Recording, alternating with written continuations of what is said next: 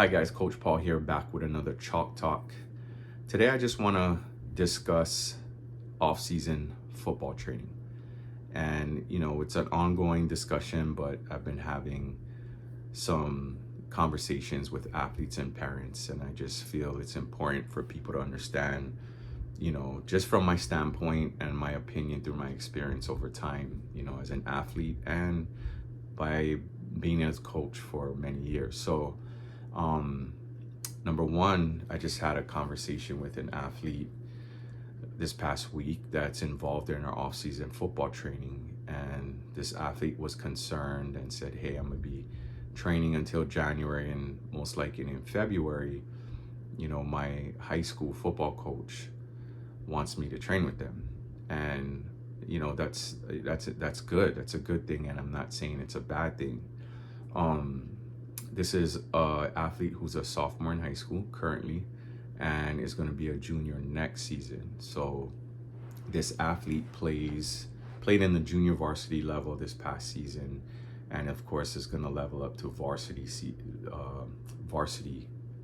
level next season. So the concern for him was, my question back to him was, that's great. I'm glad your coaches are putting incentive and putting their foot forward and trying to make something happen for you guys. And, and the reason why that's great is because there's a lot of athletes that, number one, cannot afford training outside like what we offer.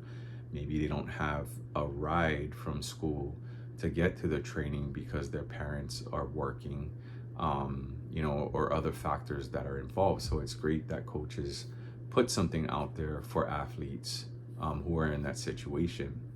But for athletes who have the capability financially with their parents investing into, their athlete, and they have a ride to get to training programs like we offer, my question back to this athlete was, is it a mandatory training that your coach is offering? And I pretty much know the answer to that, because mandatory trainings are done during certain times of the year, and that's just not one of them. So he said, no, it's not mandatory. And I said, well, if it's not mandatory, then why do you feel obligated to go to that training?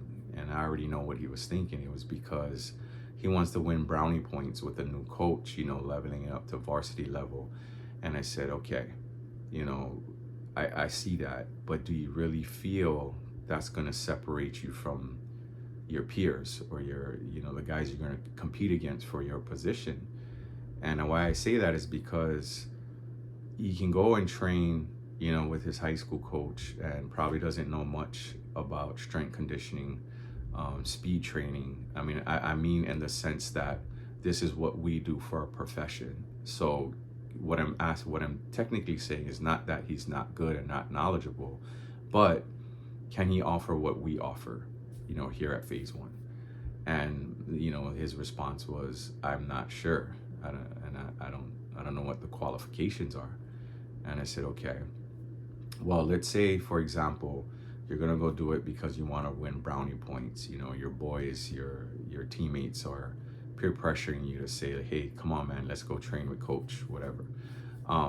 That's one aspect. Number two, you're gonna be training with the guys you compete with, and they're doing the exact same training that they're offering, that the coach is offering. And then, are you really separating yourself? That was the next question. Are you separating yourself from the guys you're going to compete with to earn the first team, be on the field position?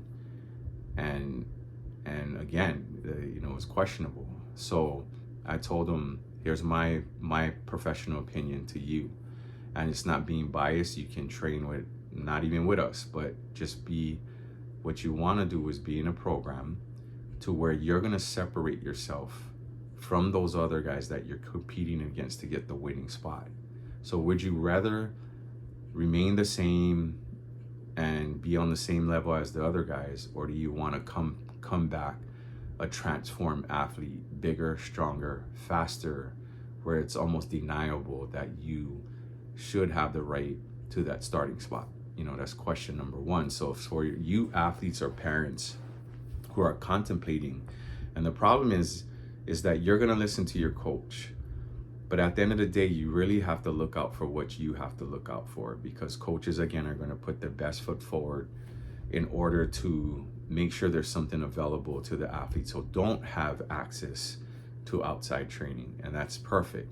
But for the ones, like I said at the beginning, who has the availability, the means, the money to get the investing and the transportation to get to outside trainings, then wouldn't you rather create that huge separation where you come back a transformed athlete? That's number one.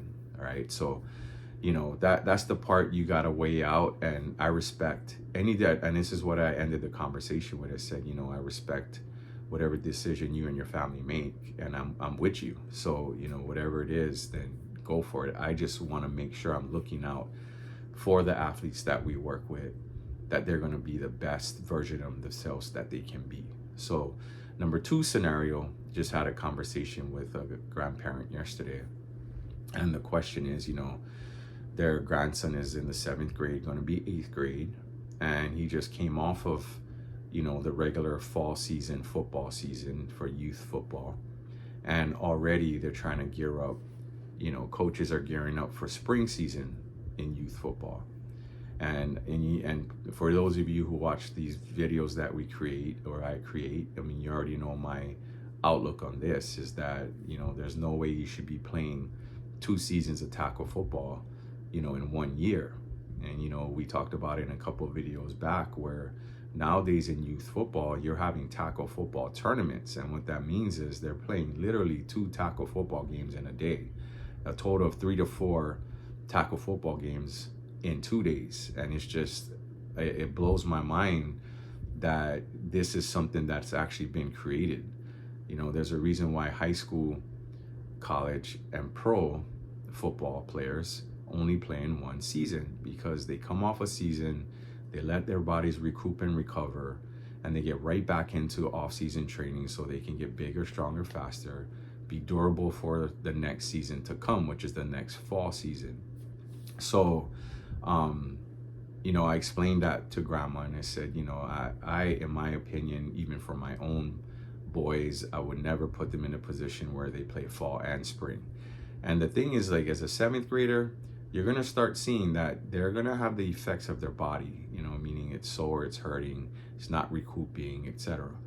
Then you have the younger ones you got to be very careful with, because the younger kids under, in the elementary, level of school, those kids, you might not even see a change physically. Like, they're not hurting, they're not anything, because they got this energy, just want to play. And, so parents are subjecting them, to more than 1 tackle season in a year. And it does take a long-term effect. You could get injured. The kids could get long-term injuries for a lifetime. They could get burnout, both physically and mentally. And what about concussions? I think in tackle football, we don't talk about it enough openly, but you can do a lot of research to show that, concussions have done a lot of damage to, athletes long-term when they retire. So, why put our athletes in that scenario when we can have them playing other sports? Or how about this? How about just letting kids be kids? Let parents be parents to their kids and just have fun, playing basketball in the off season at the park, just tossing the football around, not taking it serious, or putting them into programs like we offer, where we can help not only hone in on just one sport, but just be more athletic in general for any sport they want to play. Number 2, we make sure that they're not only physically right, but they're mentally, we're grooming them to become our future leaders in our community. So not just physically, but mentally, and we want to breed leaders, out here. So that's just my 2 cents, guys, on both scenarios. It's not to harp on our own flute, meaning it's not because we want people to just be training with us. Like I said, it doesn't have to be with us, but just make sure you're training with the right people who knows what they're doing. And, take all those things into consideration when, coaches are telling you, come on, let's play 1 more season, we need him. Or they make you feel like, you win brownie points, and if you don't do it, you're not getting better.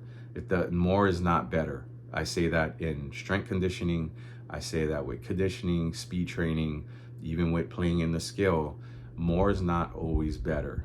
You know, I mean, especially when the body is taking a toll and mentally it's taking a toll. More is not better. So with that said, guys, please like, subscribe to our channel, like our videos, please share it so we can bring more awareness to our community.